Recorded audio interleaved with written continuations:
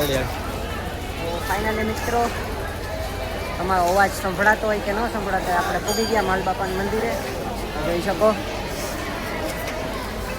અટાણે ભાઈ ટ્રાફિક છે બહુ, અંદર દર્શન કરાય એવું છે નહીં, કંઈ તમને બતાવી નહીં શકું ભાઈ, દિલથી સોરી. બાકી તમે જોઈ શકો આખું મંદિર કેટલી ટ્રાફિક છે ભાઈ. આજ સોમવાર છે એટલે મેળો ઘણાનો ભાઈ.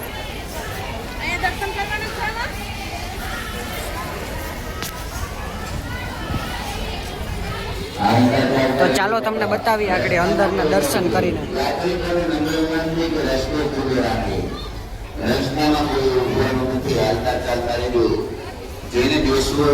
જોઈ લો ભાઈ ટ્રાફિક એટલી છે.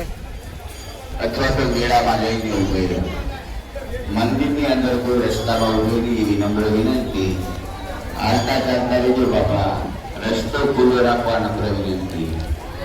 દર્શન કરી ચા પાણી પીવા બનાવો, પ્રસાદ લેવા વધારો.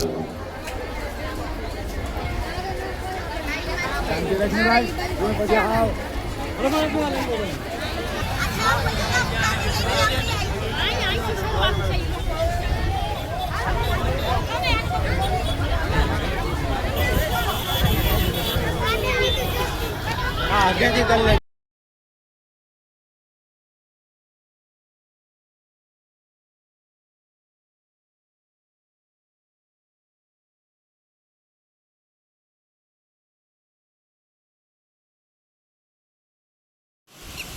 ફાઇનલ મિત્રો આપણે આવી ગયા અગતરાય ગામ. અગતરાયથી માણેકવાડાથી અગતરાય. તો અગતરાયની અંદર આપણે ઊભી ગયા છે, કેમ કે વરસાદ તો થોડો ચાલુ છે. બાકી તમે મેળામાં જોયું છે માણેકવાડાનો કેવો મેળો છે ભાઈ, જરાક કોમેન્ટમાં જણાવજો. ને બાકી અગતરાય ઊભી ગયા, વરસાદ ચાલુ છે, જોમાંથી પાણી જાય છે.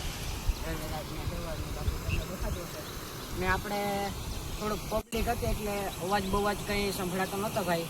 સોરી ભાઈ, તમારે બધાને જેટલા પણ બ્લોગ જોવે આપણો એટલા બધાને સોરી ભાઈ, અવાજ નહીં સંભળાતો હોય.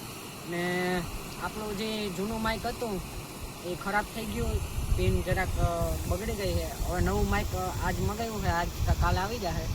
બાકી પબ્લિકમાં થોડુંક આપણે આમ ગભરાહટ થાય, પણ આમ થોડુંક આમ બોલી ન શકીએ આપણે, કેમ કે આમ ડર આમ બીક જેવું લાગે. પબ્લિકમાં આપણે બોલવામાં અસકાઈએ થોડા બોલવામાં. ને બાકી અહીં શાંત વાતાવરણ છે એટલે અહીં કાંઈ વાંધો ન આવે, અહીં આપણે બોલી શકીએ બધું. આ પબ્લિકમાં આપણે વાંધો આવે બોલવામાં. બાકી જોઈ શકો છો આમાં અગતરાય છે, આખું ગામ અગતરાય છે. માણેકવાડાનો મેળો પણ તમને બતાવ્યો હતો.